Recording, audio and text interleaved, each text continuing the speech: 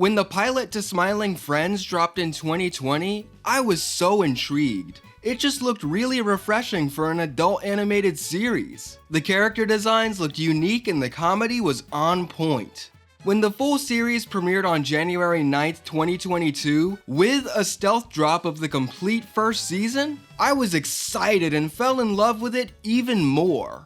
The series was created by internet animators Zach Hadel and Michael Cusack, who both found success through Newgrounds and YouTube prior to Smiling Friends. The show's premise revolves around employees of a charity designed to help their clients find happiness and a reason to smile. Two of the charity's employees, Pim Pimling and Charlie Dompler, are the show's main focus, but co-workers Alan Red and Glep may drop in from time to time if the need arises. The man in charge of this whole operation is none other than Mr. Boss himself. I'll just get this out of the way now. I love each and every single one of these characters. They are funny, off the wall, eccentric, and just plain lovable. I also adore the way the show uses mixed media to its advantage. You really never know what you're gonna get. Lastly, Smiling Friends' humor is right up my alley. So without further ado, on with my review of the pilot. Desmond's Big Day Out. Oh, what a pilot this is. This episode does such a great job at establishing the recurring cast right off the bat. Charlie and Pim are watching something really bizarre on TV, while Alan is looking for his precious piece of cheese. And there's Glep taking a nap. Charlie and Pim are summoned to Mr. Boss's office to get a briefing on their next job. And this is where we get our first look at just how weird this show can get. Wes Tyson. Ow! Hey, no biting. Hey, no biting. Okay? You want me to bite you? Oh, okay. Tad uncomfortable, but that's alright. Anyway, Charlie and Pim are tasked with helping a depressed man find the meaning of life again. While they're waiting at the door, Pim enthusiastically exclaims he loves kids out loud, which never fails to make me laugh. I love helping kids. I love kids, Charlie. I love kids. FBI open up? We meet Desmond with a whoa, dog. Desmond talks about how quickly his life is going downhill and he wants to end it. Charlie thinks Desmond is too far gone, but Pim disagrees and the two help him anyway. Right here, Charlie appears to be more grounded, whereas Pim is the more free-spirited, optimistic one. Desmond telling the two he'll make them watch if their plans don't work got me laughing so hard because of the vocal pitch and the background. I'm gonna f***ing shoot myself and make you two watch. Okay. Back at headquarters, the whole interaction between Alan and the creature in the wall is so awkward, yet that's what makes it funny. What you looking at, Okay, I'm not doing this right now. Bye. Yeah, bye. Getting to meet Pim's dysfunctional family was quite interesting. Wonder how he stays so optimistic. I can never get enough of these exaggerated voices though. They fit the characters and the world so perfectly. Just listen to this interaction between Pim's parents. Stephen! Get in here and sit at the dinner table! Your son's home! Oh, would you shut the f*** up, woman? I was down in the bloody mines for 14 hours today! After things go awry at dinner, Desmond is taken out to a party, which is when the show starts to take its dive into existentialism. Pim is mocked by partygoers for looking old, and he denies his aging. Charlie points out that maybe they are getting old, and it's possible that their best years are behind them. Hearing this, Desmond agrees and threatens to, After doing a bunch of activities at the Daveland amusement park, Desmond rants on about how the best parts of life are usually just temporary distractions to keep one from thinking about reality. He can do whatever he wants all day, but the sun could explode at any minute, making any action all for naught. This sends Pim into a state of shock, and he doesn't speak for the rest of the episode. Everyone goes back to headquarters just to see a Blibbly infestation which arose from Alan looking for his cheese. Speaking of Alan, I was not expecting to see him crucified like that. Desmond finding his purpose after shooting the Bliblies is so heartwarming for me, especially after seeing how healthy he looks in his commercial. In the end, Alan gets his cheese back, and Pym is still in shock. This episode is a great start because not only does it establish the main cast we'll get to know over time, but it establishes the way the show goes about conveying its messages. While humor is an important aspect, the show is not afraid to take pause to get real for a second without using any jokes that could completely overshadow the message. Yes, Pym freezing up is funny, but that's probably a lot of the viewer's first time reaction too, so it really doesn't take anything away at all. Mr. Frog. Who could forget this one? The episode being bookended with a reporter explaining the Frog Mania phenomenon stemming from the long-running and award-winning Mr. Frog TV show is a fun way to open things up, and as a journalism major, I really appreciate it. Everything changed when the Fire Nation attacked. Just kidding. Everything changed when Mr. Frog swallowed a TMZ reporter, causing an outrage amongst fans and Mr. Frog's removal from his own show. How's that for a prologue? Awful executives decide to hold an audition for Mr. Frog's replacement. Upset at the idea of replacement, Charlie and Pym decide to help Mr. Frog get his job back. Meanwhile, Glep is the chosen one as Mr. Frog's replacement, simply because he can do some weird spit thing. I don't quite get it, but I love Glep either way. I find the random gibberish Glep spews to be a lot funnier. Maybe I'm the only one because at the table read, nobody laughs until Glep hawks a loogie on the table. Mr. Frog's mansion looks really nice if I'm being honest. I would love to live there for a weekend if you ask me, even if that means I have to watch Jimmy Fallon all day. I also love the gag where Mr. Frog pulls Pym's nerve ending, leading to a cut-off scream. The timing on that is golden. Charlie and Pym taking Mr. Frog out for public appearances, while he's fried, mind you, leads to some wild and unexpected gags. Mr. Frog nearly chokes a dude to death at a bookstore meet and greet. Poor dude. Mr. Frog's got grip though, that's for sure. He also ends up slicing a lady's hands with a paycheck while coming off of his experience. Charlie and Pym trying to calm Mr. Frog down with sleeping pills in a pool? Sounds like a disaster waiting to happen. Yeesh. The scene of him cursing out his former co-workers on Jimmy Fallon is hilarious. Like, what was the worst part about, the whole ordeal, working on your show? Probably working with all those filthy And Charlie's bulging eyes only add to this hilarity. That is lock screen material. Crashing the live premiere of the Mr. Frog show is the only last resort I would have thought of. Mr. Frog tries to apologize to the crowd, but the executive cuts him right off. You're done. You've been replaced. And here's the contract to prove it. Mr. Frog eating the executive is so satisfying after seeing how he treated Glep by smacking him around and telling him not to do the spit thing because it felt too much like Mr. Frog. Ugh, executives these days will literally do anything to make a buck, and it's a shame. That man deserved what he got. I cheered along with everyone else. Mr. Frog showing up with a hammer in hand next to the news reporter really caught me off guard. Hell, this episode is just full of things that'll catch the viewer off guard, and that's why I love it so much. Shrimp's Odyssey. This one has to be one of my favorites, honestly. It's so good. But first, Smomu, I need him. Or do I? Yes, I do! Pym eats worms that he mistakens to be peanuts. I think you need your eyes checked, dude. Mr. Boss gives the pair their next task, still with that creepy vibe. Probably 'cause I ate up some of them worms earlier. I'm unsettled, but give me more! I think you've had enough worms though, buddy. We are introduced to Shrimp. Mouse Quest? 4 monitors? Oh, he putting in the work. Gotta say, I love how all 4 monitors just display the same thing. His girlfriend, Shrimpina, just broke up with him, and he wants to try to reconcile things with her.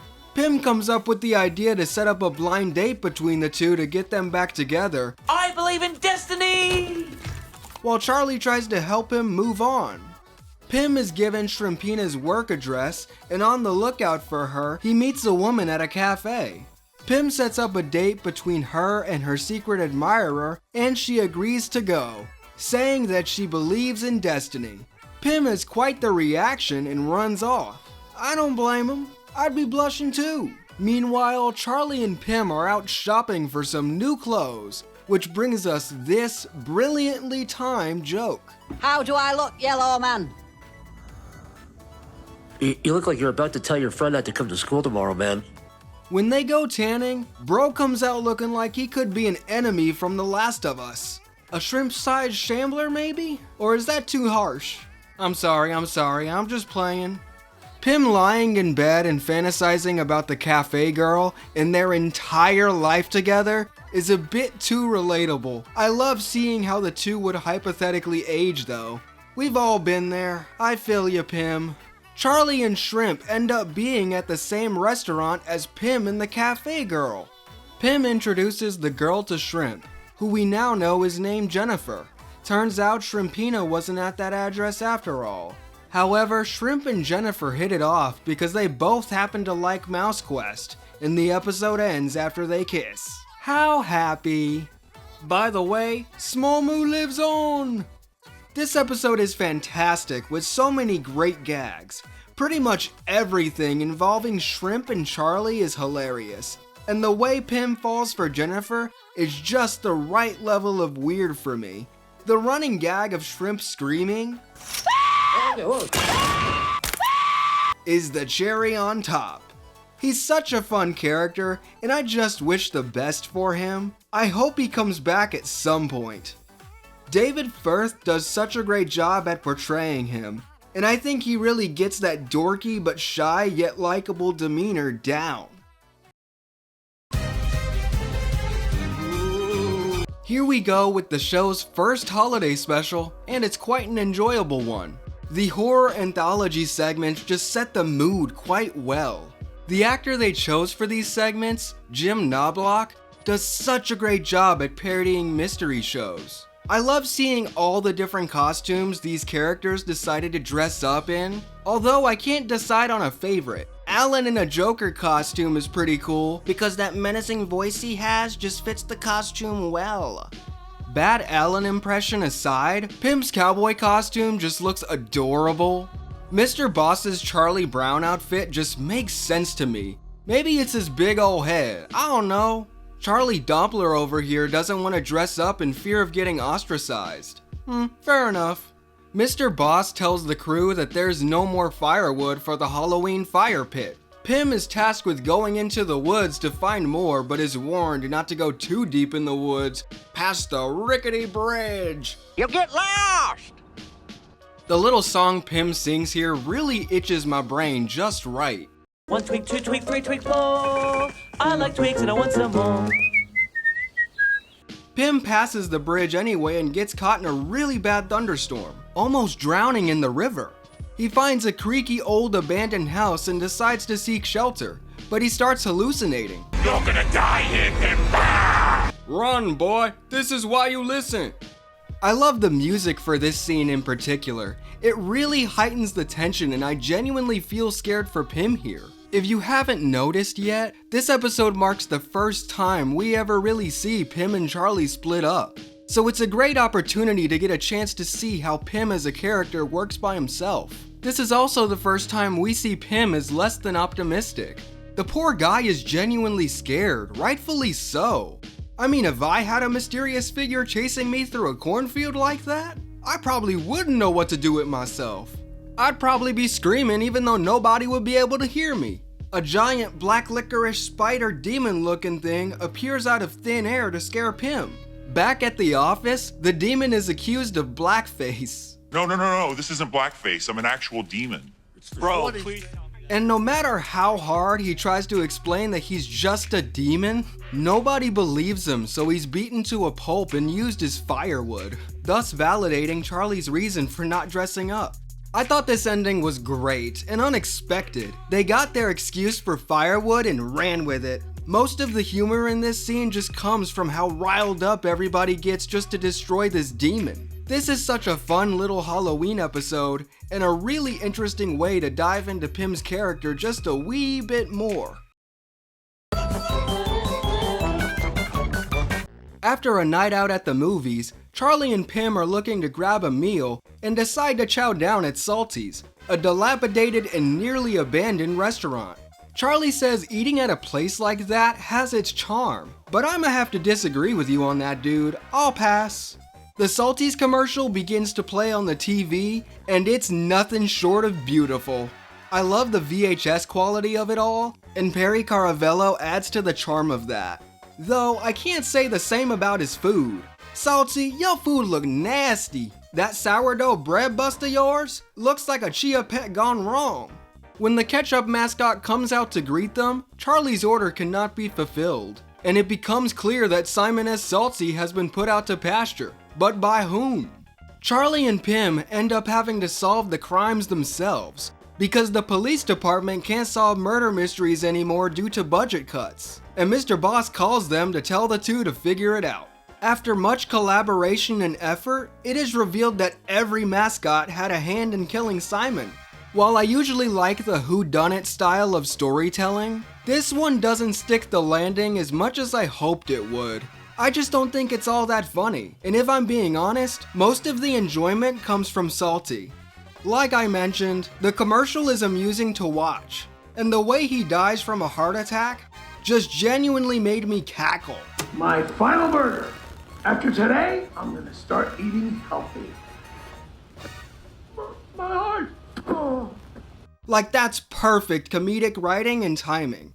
While I didn't get enjoyment out of the mascots too much, I thought the Puddle character was really funny, mostly due to the accent. Good voice work there. Wait a second, there's a bit more footage left! I actually felt pretty bad for the century egg. I know he's probably not the tastiest item on the menu, but Salty should be ashamed for leaving him to rot all alone. I did think it was pretty funny that the egg had secret cameras set up though. Man was plotting on the down low. The gag about him wanting to be buried in Shanghai was pretty charming, and the fact that the crew actually did it put a smile on my face. Mission accomplished. The biggest laugh to come from the mascots though comes at the end, when they burst through the windows and start rioting. This one's okay, but definitely not my favorite of the season. Enchanted Forest! I love fantasy! The gang is relaxing at the office playing video games and using the computer when horns start to blare, disrupting Charlie's headache. That was right in my ear, dude! I feel the pain, but the level those horns blared at sent me. Side note, the game that Alan and Glep are playing looks really fun though, I can't lie. Charlie and Pym are tasked with helping the royal princess of an enchanted forest smile for a picture. The title card used here is a nice touch to change things up a bit, and the colors in this enchanted forest are so vibrant, with a great palette choice. Charlie and Pym trying to avoid the distractions is such a fun little gag. I absolutely love the way the goblin says, "Guard!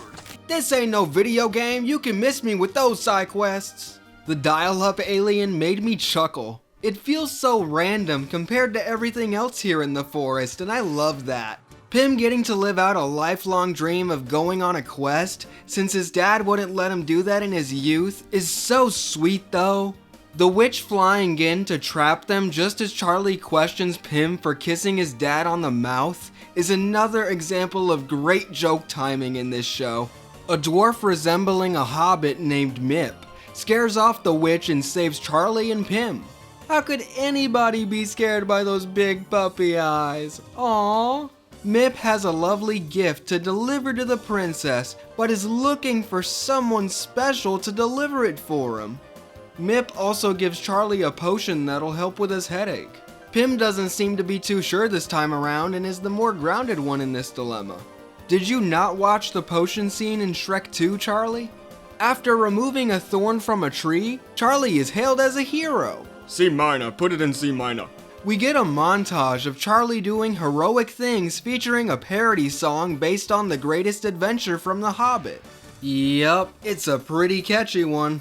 It was apparently improvised according to a DVD commentary. Points for that. Where's the props to Pym though? I feel bad he's not getting equal attention. At least it wasn't intentional. But Pym has a huge reason to be big, mad, and jealous. This is the first time we really get to see a rift between him and Charlie, and poor Mip feels really bad about it. Even though he didn't directly cause it.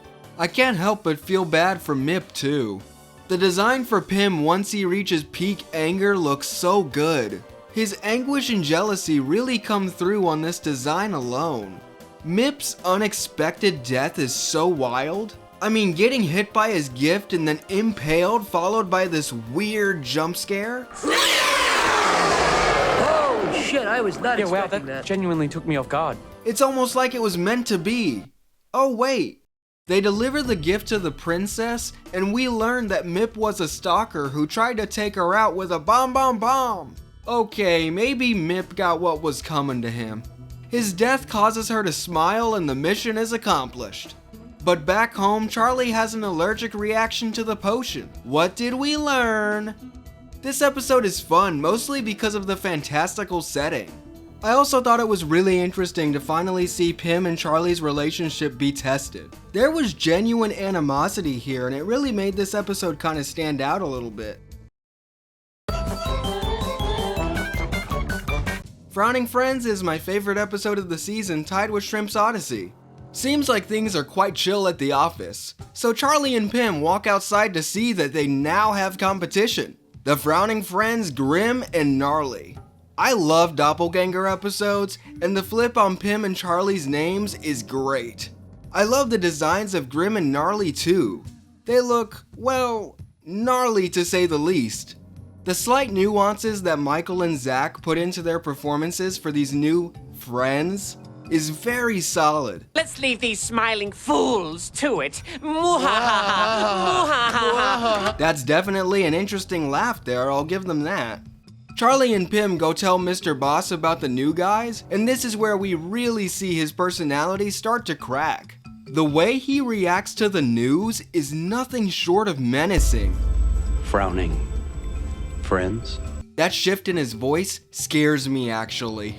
And that is not the smile of a sane man. Charlie and Pym decide to go out on the town to maintain their notoriety as smiling friends.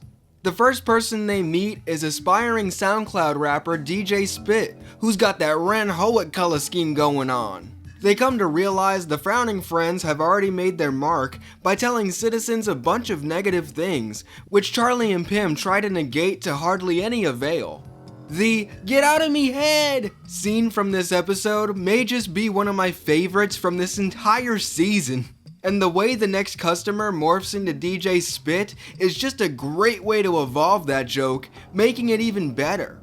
Turns out 3D Squeldon was one of the very few people the Frowning Friends hadn't gotten to, and Charlie and Pym suggest he make balloons. He's almost cheered up until the Frowning Friends arrive. Think about how much time and energy it would take to become a balloon salesman. And it doesn't matter because you will die one day. Buzzkill, dude. But according to them, they tell the truth. Mr. Boss is at a loss after not agreeing with advice from his advisors and goes to his thinking room, becoming more and more unhinged. Unleashing his inner green goblin, bro starts tweaking for real. He tries to fight off his inner thoughts, but pulls out a tool of destruction. Charlie and Pym arrive back at the office, where a crowd is formed around the Frowning Friends, giving a speech about spreading the word of frowning.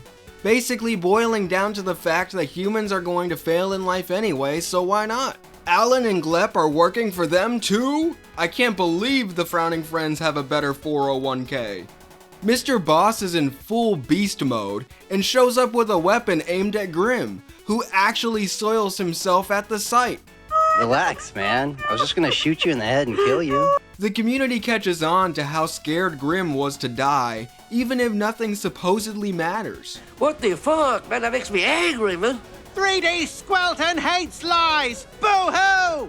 Gnarly mocks Grim for crying, but Mr. Boss tells him that he should be happy that his idea was so good that he went crazy. After Grim hears this, he cracks a smile and realizes that being happy is good after all. This doesn't last long as so-called Renaissance men come into town and kill Grim and Gnarly, which is a callback to the beginning of the episode when Charlie told Pym the Renaissance men were coming into town. I love how this episode shows that even if your life can be in despair and your perspective isn't the most optimistic, it can be possible to find reasons to live and smile for. Charlie Dies and Doesn't Come Back is technically the season finale and the first Christmas special, and it's weird, but I like weird. It's Christmas Eve and everyone's feeling the Christmas spirit, except Charlie. Dude just wants to go home for the holidays. I kinda get it though. Mr. Boss asks the crew to find a Christmas tree for the office. A little late, is it not? Wild elf costume though. Pym is excited for a Christmas adventure, but Charlie's still being a Grinch. While looking for a tree, Pym calls Charlie out for being pessimistic and bringing down the mood, but Alan could care less. Frustrated from arguing, Charlie chops down the tree himself. And one trippy ass montage later and Charlie is greeted by a demon. Welcome to AG Double Hockey Sticks! Ah jeez, that actually got me. If Jeremy was my only form of entertainment, he'd get rocked too. That noise is overstimulating. The introduction to Hell using a wallpaper is such a great gag. The devil is not feeling up to his usual antics and Hell has literally frozen over. Sounds like Charlie's the perfect man to fix this.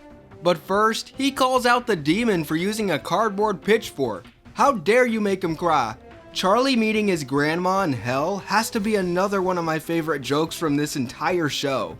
The vocal performance here has me in stitches, not to mention the lollipop. I cursed and said, damn, in 1958 when I saw your grandfather being shot in the head. There's another music montage playing here while Charlie treks through Hell, and once again it's a fun little bop. I wasn't expecting the devil to be a gamer. Oh damn, he going through it. If I weren't getting paid until the end, I don't know if I'd care either. Him getting food delivered in the middle of all this turmoil sounds like a thing for him to do. That burger does look delicious though, even if it is from Salty's. Charlie tells the devil that he should search for more than quick dopamine rushes, and the devil reveals his avoidant tendencies. Charlie begins being tortured, which makes the devil smile. But before being stuck in hell forever, God, fittingly voiced by Gilbert Gottfried in one of the final roles of his lifetime, rescues Charlie for confronting his own problems through helping the devil. A deal's a deal! Back on Earth, a funeral service is being held, when suddenly Charlie crashes back down and... Where your clothes at? I find it interesting how Charlie doesn't want to explain what happened, but he mentions the devil and no one bats an eye. That is how Charlie got his groove back. The end. Oh, that was a wonderful story, Grandfather Gleb. It's so great to see Charlie combat his more pessimistic side at the end of this season. The Brazil episode was more of a bonus episode that aired outside of the season nearly 8 months after it ended. There's not really much to it. This episode was sort of a prank by Adult Swim, having us thinking it was going to be a vacation episode, but in reality it was just a bottle episode for the most part. The Smiling Friends arrive at the airport in Brazil for Mardi Gras, and realize Pym didn't book the hotel since he thought Alan was in charge of doing that. This leads to the episode mostly consisting of the characters arguing with one another to come to a solution. Even though I'm not the one going to Brazil with them, I feel just as frustrated as they are. When Mr. Boss talks on the phone with them, he's just as irritated as I'd expect him to be. If you can't think of anything, Dad, you've already... You chose the worst time to go. You chose the worst time to go. We know. Yeah, we know. And the dude trying to pester them so he can get money? Man, the group can't get a hotel room and decide to go back home. This might not be the most rewatchable episode, but I think my enjoyment of it comes from how improvised it sounds. Between the overlapped conversation and arguing, all the dialogue just feels so realistic, maybe a bit too realistic. I feel like that's all I can say on this one. It's fine, but not really anything to write home about. Something I can't say about any other episode of the series as a whole. Smiling Friends Season 1 is a joy to watch. Even the lesser episodes are still stellar. I can't be in a bad mood while watching it. I simply can't. Just like the goal of the charity, the show does the exact same. It has great characters, relatable stories, themes, and humor that generally hits all the right notes. I do wish Season 1 focused on Alan more often than we got, but Season 2 did just that, so I'm satisfied at the end of the day. One last thing I want to mention is how much I love the fake in memoriam cards at the end of every episode. If you haven't seen Smiling Friends, do yourself a favor and give it a chance. See ya for Season 2.